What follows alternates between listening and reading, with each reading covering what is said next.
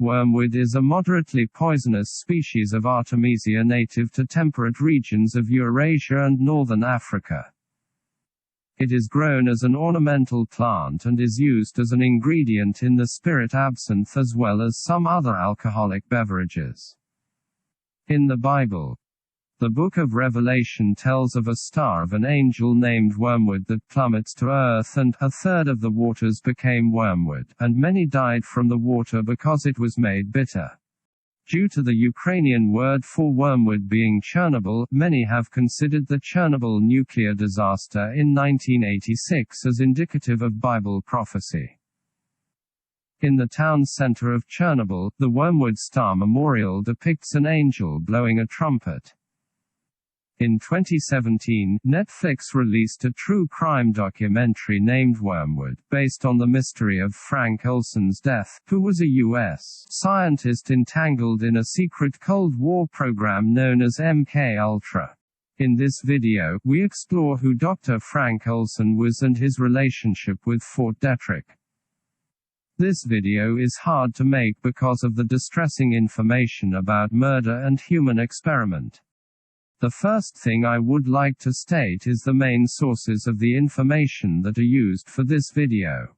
The reliability of the sources is self-explanatory. These are all mainstream information including Wikipedia, Internet Archive, digital information, Frank Olson's son Eric Olson's website, Washington Post, The New York Times, Netflix website for Wormwood, The Guardian, The Daily Beast, some Science Journal articles, U.S. Senate Selected Committee on Intelligence, Rockefeller Commission report, and key legitimate media such as RT, BBC. Some deep research books, such as H.P. Albarelli 2009 book, A Terrible Mistake. The Murder of Frank Olson and the CIA's Secret Cold War Experiments. Stephen Kinzer book, Poisoner in Chief. Sidney Gottlieb and the CIA's Search for Mind Control.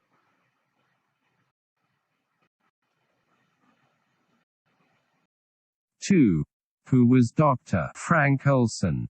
According to Wikipedia, Frank Rudolph Emanuel Olson, July 17, 1910 – November 28, 1953, was an American bacteriologist, an employee of the United States Army Biological Warfare Laboratories (USBWL), who worked at Fort Detrick, old name was Camp Detrick, in Maryland.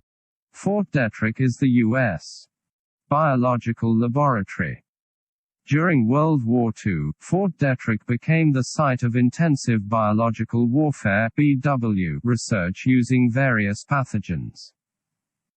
Later it was also one of the centers of CIA's mind control research. The facility acquired the nickname Fort Doom because of its offensive biological warfare research. Olson's duties included experiments with aerosolized anthrax. At some point, while assigned as a civilian U.S. Army contractor, Olson began working as a CIA employee and was involved in Project MKUltra. In the years leading up to his death, Olson reportedly visited France, Germany, England, and Norway. Through his work with SOD, Olson knew about the recruitment of Nazi scientists. Olson is alleged to have traveled with colleague Dr. Sidney Gottlieb, head of the CIA's MKUltra program, to Tokyo to visit the Far East Command's Unit 406 Medical Laboratory in the Mitsubishi Higashi building, where researchers assisted by Japanese scientists were working with plague, anthrax, undulant fever and cholera to discover their potential for being used as weapons. According to Norman Cournoyer, Olson had a tough time after Germany. Drugs, torture, brainwashing, Cournoyer explained decades later for a documentary for German television made in 2001. Olson felt ashamed about what he had witnessed and that the experiments at Camp King reminded him of what had been done to people in concentration camps.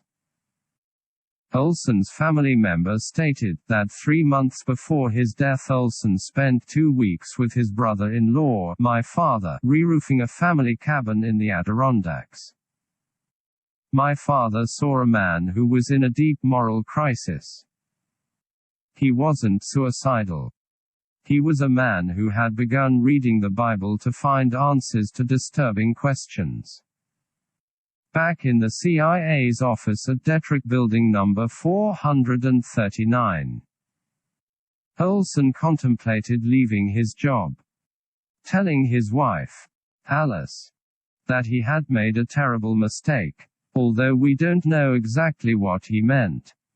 Olson appears to have recognized he had placed himself in danger by admitting under interrogation that he had breached security protocols and was a security risk, which his sons believe led to his murder. In 1953, at a meeting in rural Maryland, he was covertly dosed with LSD, lysergic acid diethylamide, by his Sidney Gottlieb. And 9 days later, Frank Olson died in the early hours of the morning on November 28, 1953, outside the Statler Hotel in New York City, after having apparently fallen from his room on the 13th floor. Deep Creek Lake in western Maryland, a 3-hour drive from Washington. In an isolated vacation house at the edge of the lake, the CIA's Dirty Tricks Department converged here for a meeting with 10 of its scientists in November 1953. The meeting is about artichoke. According to the invitation, it was a conference for sports journalists.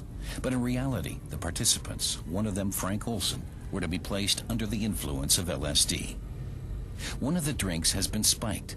Later, it will be said the CIA was conducting a kind of self-test, but without the knowledge of the participants. What is LSD? LSD was invented by Albert Hofmann, a Swiss chemist who discovered the hallucinogenic drug LSD and died at the age of 102 of a heart attack in 2008. Hofmann first produced LSD in 1938 while researching the medicinal uses of a crop fungus. He accidentally ingested some of the drug and said later, "Everything I saw was distorted as in a warped mirror." He argued for decades that LSD could help treat mental illness, but in the 1960s, it became a popular street drug and the beginning of drug culture in the West. Turn On, Tune In, Drop Out, rock stars and the counterculture of the 1960s picked up LSD as a wonder drug, but horror stories began to emerge of users suffering permanent psychological damage. LSD was made illegal in many countries beginning in the late 1960s. Government first described his death as a suicide. His family was not allowed to see his body, instead of being told he had suffered significant facial injuries in the fall and that he had killed himself by jumping. Laying there looking at me, trying to speak to me. A very earnest look in his eyes, you know, wide open, but there was blood everywhere. There was blood from his nose, blood from his eyes, blood from his ears. There was a bone protruding from his left arm, sticking straight out. And then we kept trying to speak to him, but we were not really communicating because I couldn't understand anything he was saying. And then finally he died. Wait a minute, I said, it's possible somebody is in there. And then they became alert and they pulled their guns out. So you open the door, we'll go in. So I opened the door with my key and they rushed in. And here this guy was sitting in the commode with his hands on his knees, his head up, hands up to his head. And they said, "What happened?" Cop said, "What happened?" He said, "I don't know, I just heard a crash of glass, and then I see Frank Olson is out in the street. I looked out the window and he's down in the street. So the operator said, yeah, there was one call out of that room. And I said, yeah. I said, what was the conversation? He said, well, the man in the room called this number out in Long Island, and he said, well, he's gone. And the man on the other end said, well, that's too bad. And they both hung up. In the December 1974 report in the New York Times that the CIA had conducted illegal domestic activities, including experiments on U.S. citizens, during the 1960s.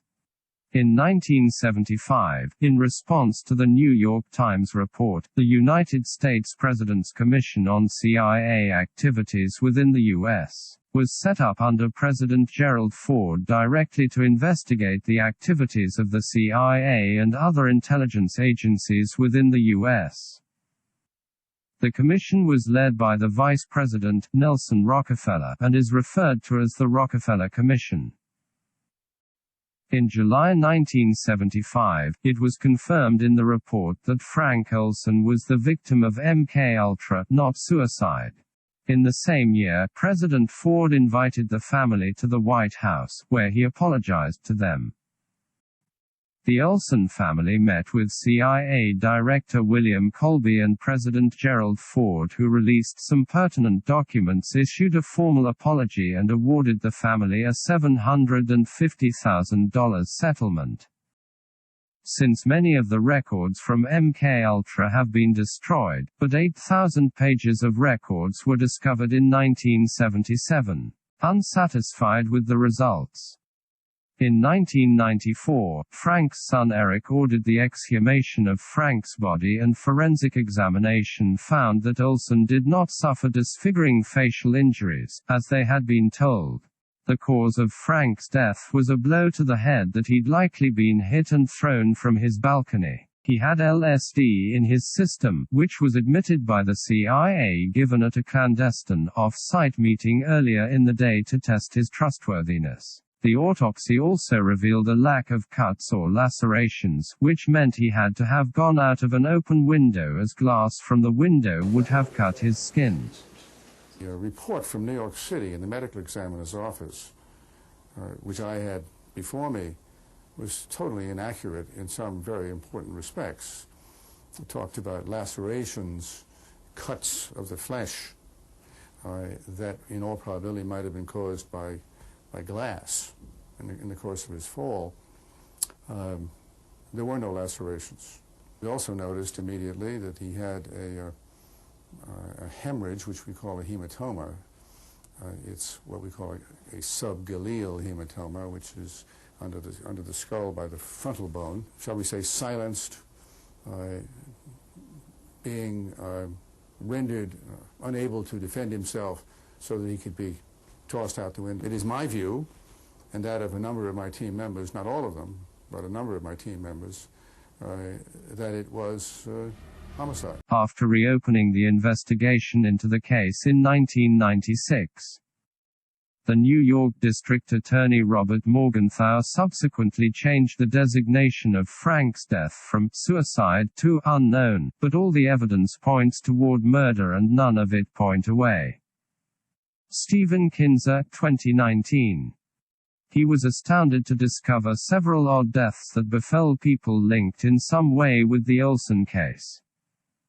They included David Belin, the executive director of the Rockefeller Commission, who may have been part of the cover-up, and Rudolph Halley, a close friend of CIA agent George White, who knew about White's work in drugging prostitutes with MKUltra and possibly Olson's death. CIA Director William Colby himself also died in a suspicious boating accident days before he was scheduled to be interviewed by New York's Cold Case Unit.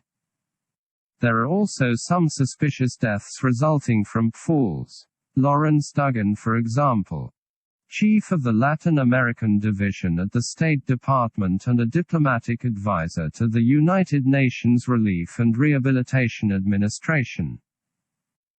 died after purportedly jumping from a 16th-floor window in the Midtown Manhattan building that housed the Institute of International Education, which he headed in December 1948.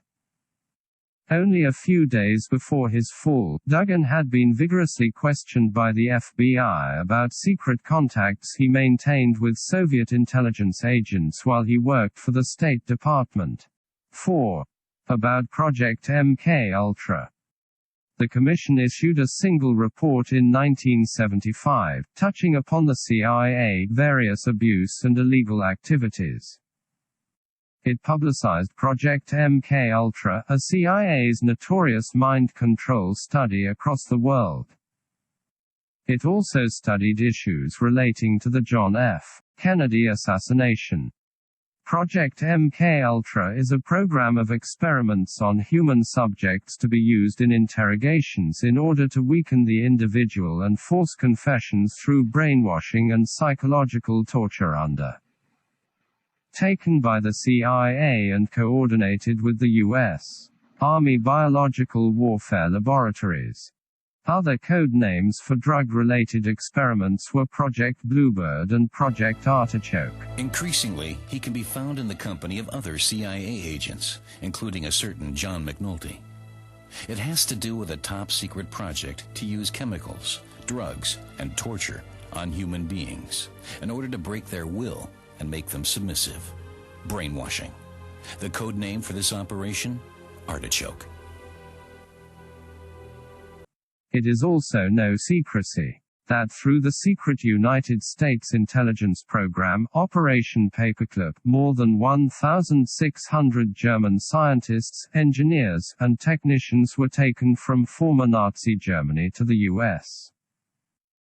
for government employment after the end of World War II in Europe, between 1945 and 1959, and worked for Project MKUltra. Olson was allegedly among a secret group of Ft. Detrick scientists who traveled to Germany to interview Drive.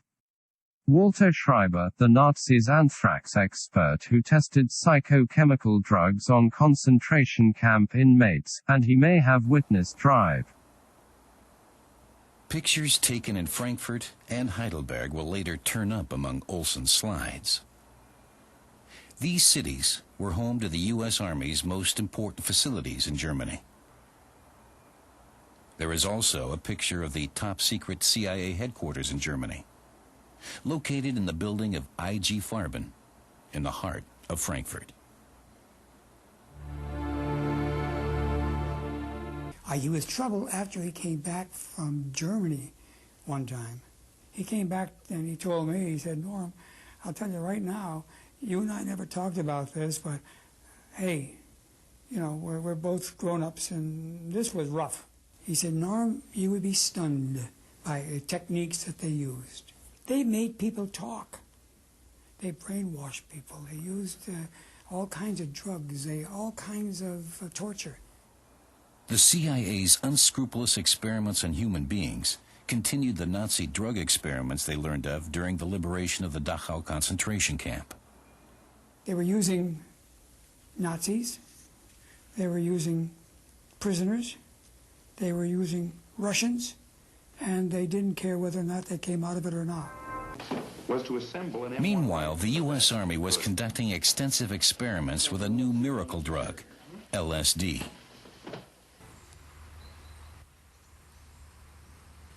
In Oberursel in the Taunus Hills north of Frankfurt, hidden in old half-timbered houses, the U.S. Army led a quiet little interrogation center, Camp King. It was primarily Soviet agents and defectors from East Germany who were kept here, people the CIA considered to be communist spies. Special teams, the so-called rough boys, interrogated the prisoners. Former SS member Franz Gaidosch was hired just after the war by the Americans to tend the bar in the officers' mess at Camp King. Sometime in the year of 1952, in the top-secret interrogation center, Gaidosch runs across another German, Professor Kurt Blume. For a long time, Blume was a doctor at Camp King. He also ran the clinic. He was a protege of the Americans and had been a concentration camp doctor. He conducted experiments.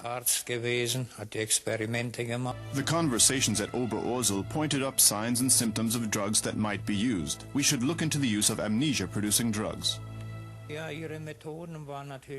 Of course, their methods were not humane. They exerted a lot of pressure. There are ways of breaking people. At Camp King, they were notorious, the rough boys. Anything somebody didn't want to reveal, they would try to get it out of them.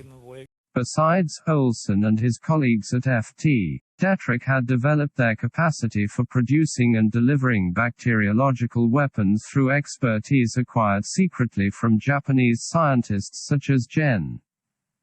Hashi, who, according to Reuters, visited South Korea during the Korean War. Members of his Unit 731, according to a 2001 Japanese-language book, worked for a chemical section of a clandestine unit hidden in Yokosuka Naval Base during the Korean War. Early in 1952, North Korea claimed that villages throughout the country were suffering unprecedented outbreaks of bubonic plague, anthrax, and typhus. It accused the United States of bacteriological warfare, dropping germ bombs containing insects, shellfish, and feathers infected with plague, as well as anthrax and cholera. America angrily denied the claim. Just released films lay bare the shocking truth behind communist charges of germ warfare in Korea. And ever since, the germ warfare allegations have been dismissed as communist propaganda from an isolationist rogue state. Inside, Professor Mori examines a room given over to what North Korea claims to be direct evidence of germ warfare by the United States, including specimen jars filled with flies, mosquitoes, and fleas, all allegedly infected with deadly pathogens. According to North Korea, American pilots dropped specially adapted bombs. These carried no explosives, but split open to release the infected insects, which would then pass on the diseases to the local population. 抗議声明を出しますけれども、それ以降一貫してこの問題については彼らはこだわっているし、その表明をしています。抗議意思を表明しています。ただそれが世界の国際社会の中で問題にされないということですね。で、西側はこれはコミュニストたちのいわばその政治的なキャンペーンであるというそういう宣伝の方がより声が大きい。したがって彼らの声がやっぱり消されているというのは事実上あるんじゃないでしょうか。In fact, within months of the allegations being made, the North Koreans did invite an international commission to visit the country.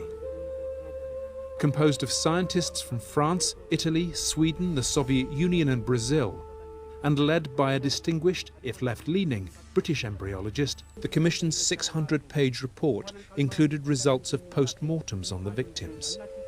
These identified plague, typhoid, cholera, and anthrax. It concluded that germ warfare had been deployed, exactly as the North Koreans claimed. But despite its wealth of scientific evidence, it was dismissed by America as communist disinformation. 731 was run by Japanese scientists and led by General Shiro Ishii. Yet despite clear evidence that Unit 731 used biological warfare on such an industrial scale, after the war, neither Shiro Ishii nor the leaders of his germ weapons team was ever prosecuted for war crimes.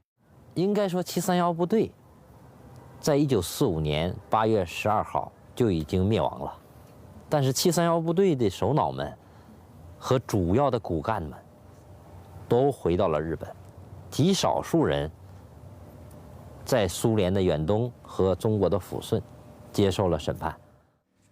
The techniques and the germs used by Unit 731 match exactly the details of North Korea's claims of American biological warfare.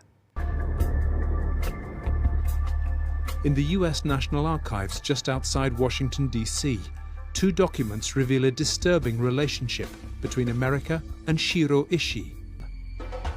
They show that after the war, American military intelligence shielded the leaders of Unit 731 from war crimes trials, in return for their expertise in advancing America's then embryonic germ warfare plans. Information procured will have the greatest value in future development of the U.S. BW program.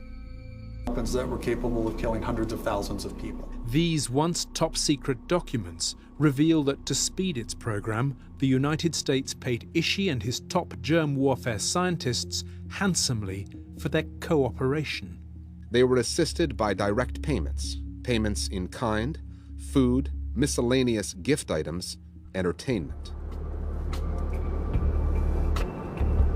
From 1947, behind this security fence at Fort Detrick in Maryland, the US Army began work to expand Ishii's use of insects to deliver bubonic plague, anthrax, cholera, and typhus. According to Professor Masataka Mori, who has studied Unit 731, there are striking similarities between the diseases and weapons used by the Japanese military in China and those said to have been deployed by the United States against targets in northern Korea. The bombs found on the Korean peninsula were made of metal, while those used in China were ceramic, Mori stated, but the symptoms reported in North Korea are very similar to those witnessed in China. Also, according to biographer Stephen Kinzer in his newly published book Poisoner-in-Chief, Sidney Gottlieb and the CIA's Search for Mind Control.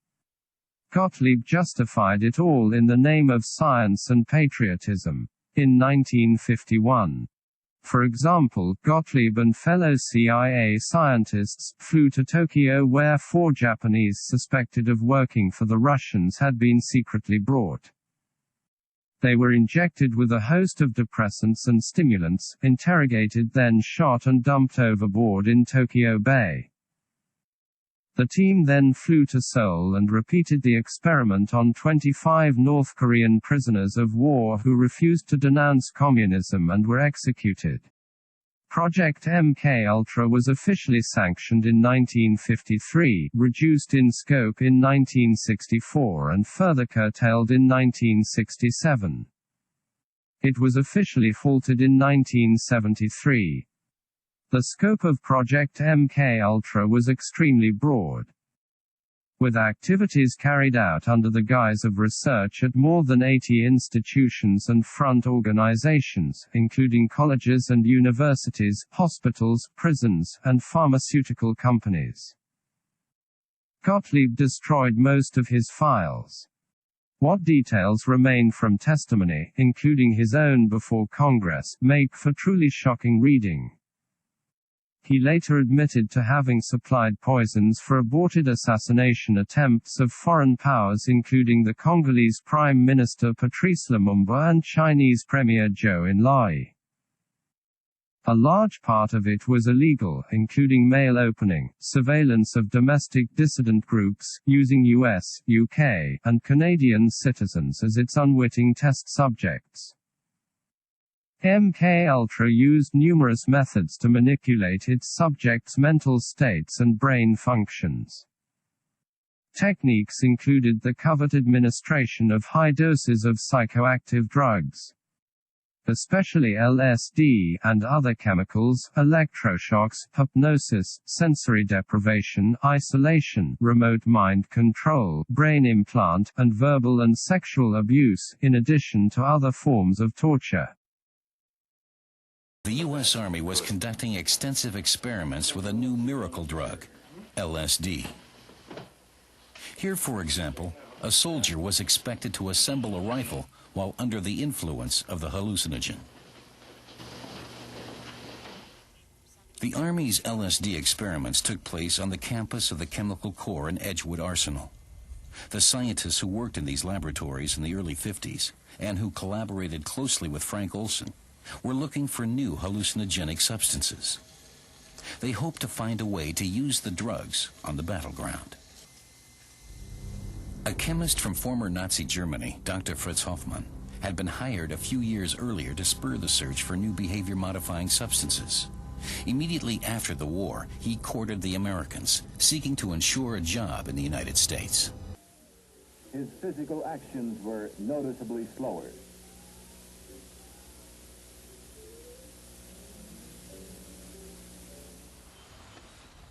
A short time later, the CIA begins conducting its own LSD experiments in the bohemian New York neighborhood of Greenwich Village on Bedford Street. But unlike the Army experiments, the subjects of these tests, which took place in an apartment disguised as a brothel, would not be informed. My purpose was to see that we got guys up there who we wanted to talk, and through other people we got prostitutes to come in and speak to these guys. And these prostitutes would put something, which I found out later on was LSD, into the drink and make them talk. Either they wanted to talk about narcotics, security, or crime. This was all part of the CIA experiment. They called it dirty tricks.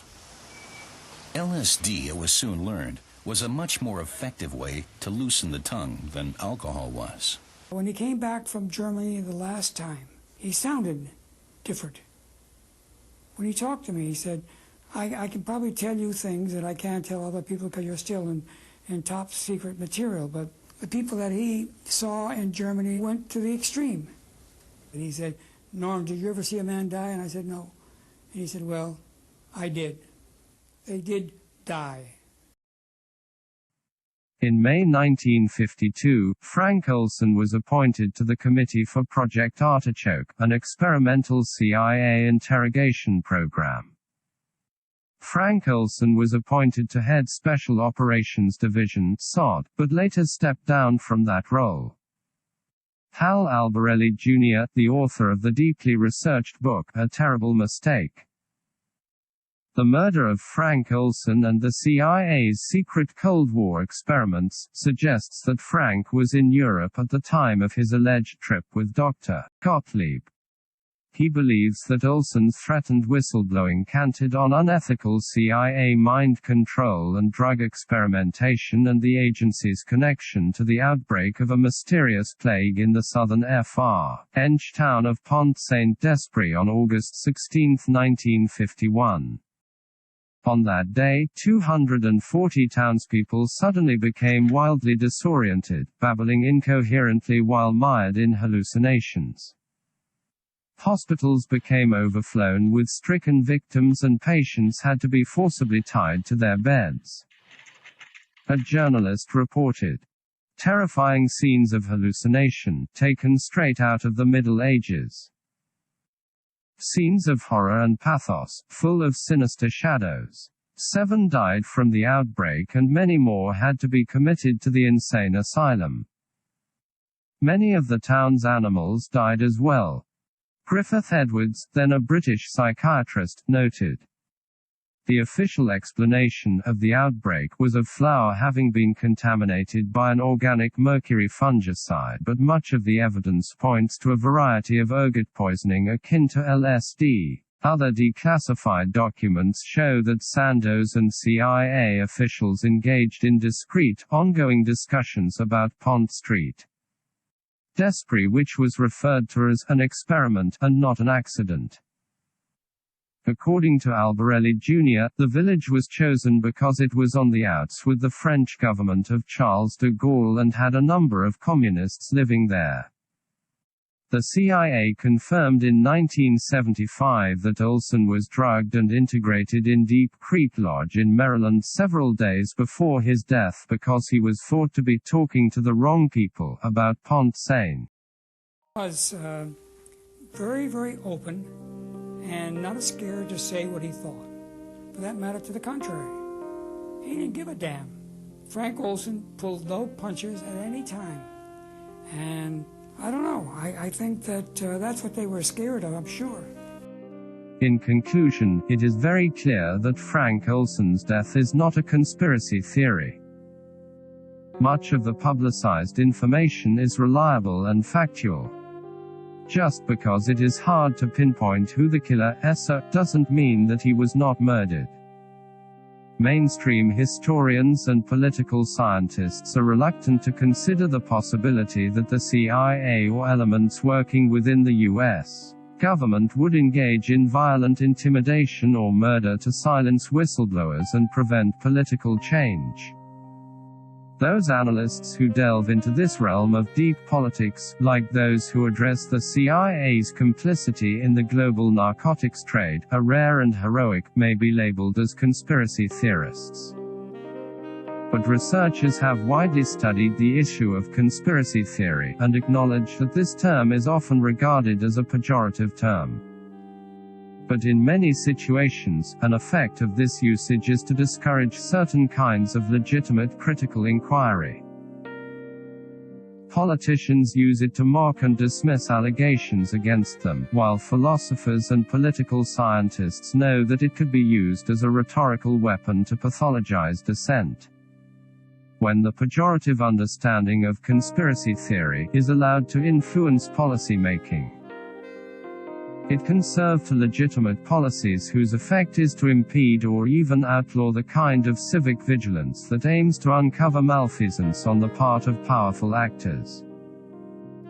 If all kinds of critical and unorthodox inquiry that challenge official narratives or institutionally recognized epistemic authorities are potentially liable to be dismissed as conspiracy theory, then in the event of corruption or capture of institutions, this may not only go undetected but could even be protected from detection.